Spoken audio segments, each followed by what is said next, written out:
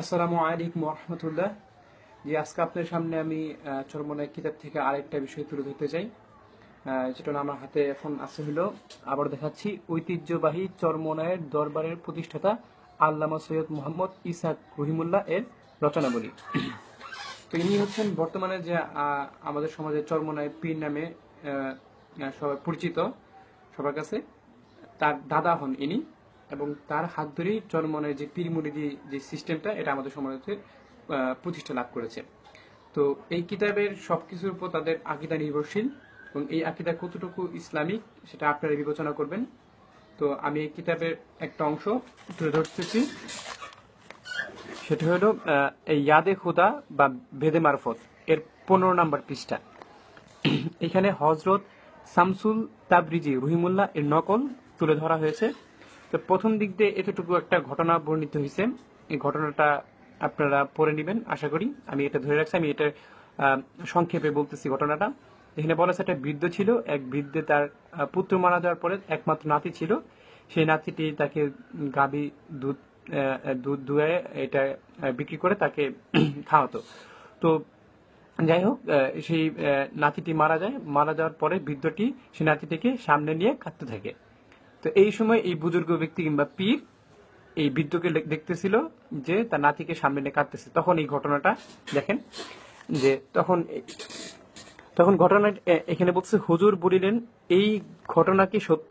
মানে তার নাতি যে মারা গেছে, কিংবা তার নাতি যে তাকে খাওয়াতো গাভীর দুধ বিক্রি করে, তো এই ঘটনা কি সত্য কিনা? তখন বৃদ্ধ উত্তর করিলেন, সত্য হওয়ার কোনো সন্দেহ নাই। তখন হুজুর বলিলেন, হে ছেলে, তুমি আমার হুকুমে দাঁড়াও। ভালো মতো দেখুন কি বলছে, তুমি আমার হুকুমে দাঁড়াও। এটা কতটুকু ইসলামকে আমার বোধগম্য নয়। তারপর বলতেছে, তখনই ছেলে উঠিয়া দাঁড়াইল এবং বলিল, আমার দাদু কোথায়? দাদা স্নেহ ভরে কোলে জড়াইয়া বলিল, দাদা, তুমি মরিয়াছিলে, এখন কিরূপে জীবিত হইলে? নাতি বলিল, আল্লাহর অলি আমাকে জিন্দা করেছেন, আল্লাহর অলি আমাকে জিন্দা করিয়াছেন। এই ঘটনা প্রকাশ হওয়ার পরে খাঁটি মুসলমান বাদশার কাছে এই খবর পৌঁছানো হলো। তৎকালীন সময় একজন বাদশা ছিলেন যিনি কিনা খাঁটি মুসলমান, তার কাছে ঘটনা পৌঁছাইলো। তখন বাদশা কুতুব সাহেবকে দরবারে হাজির করিয়া জিজ্ঞাসা করিলেন, মানে পীরকে দরবারে হাজির করিয়া জিজ্ঞাসা করিলেন, হুজুর, আপনি কি বলিয়া বৃদ্ধের নাতিকে জিন্দা করিয়াছেন? তিনি বলিলেন যে, আমি বলিয়াছি, হে ছেলে, আমার আদেশে জীবিত হইয়া যাও। দেখুন, বাদশা বলিলেন, আফসোস, যদি আল্লাহর আদেশে জিন্দা হইতে বলিতেন। বাদশা তো ঠিকই বলতেছে।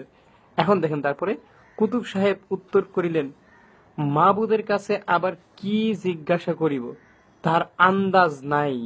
দেখেন, তাহার আন্দাজ নাই। এই কথা কতটুকু ইসলামিক আল্লাহর সাথে বলা যায়, কতটুকু বেয়াদবি বা আদব, সেটা আপনারাই বিবেচনা করবেন। তারপরে দেখুন, এই বৃদ্ধের একটি মাত্র পুত্র ছিল, তাহাও ছিনিয়াছে, বাকি ছিল এই নাতিটি, যে গাভী পালন করিয়া কোনরূপ জিন্দেগি গুজরান করিত, এখন এটিও নিয়ে গেল।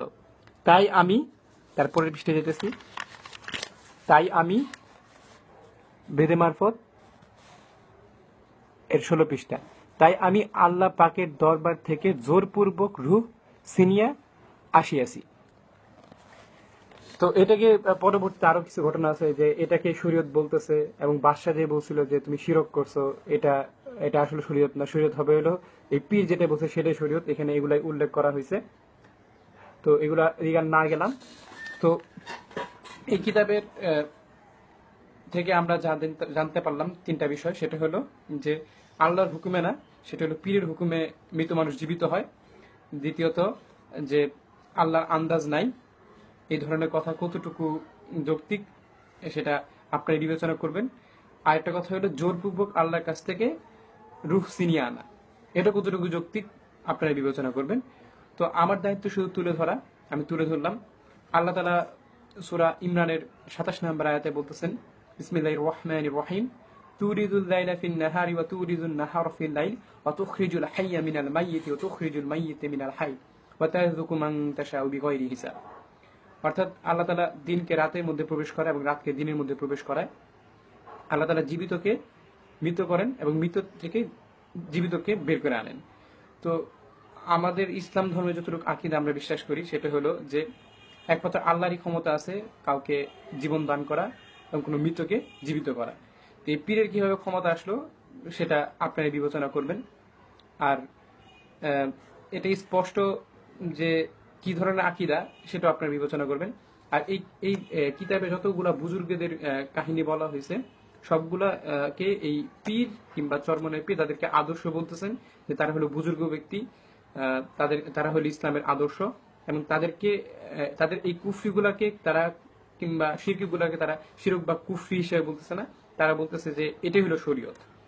এখানে আরো অনেক কাহিনী আছে যেটা বলে শেষ করা যাবে না। তো আপনারা বিবেচনা করবেন এটা কতটুকু ইসলামী। আমার দায়িত্ব আমি আপনাদের কাছে তুলে ধরলাম, আর আপনাদের আল্লাহ তাআলা বিবেক বুদ্ধি দিয়েছে, আপনারা বিবেচনা করবেন যে এটা কতটুকু সঠিক।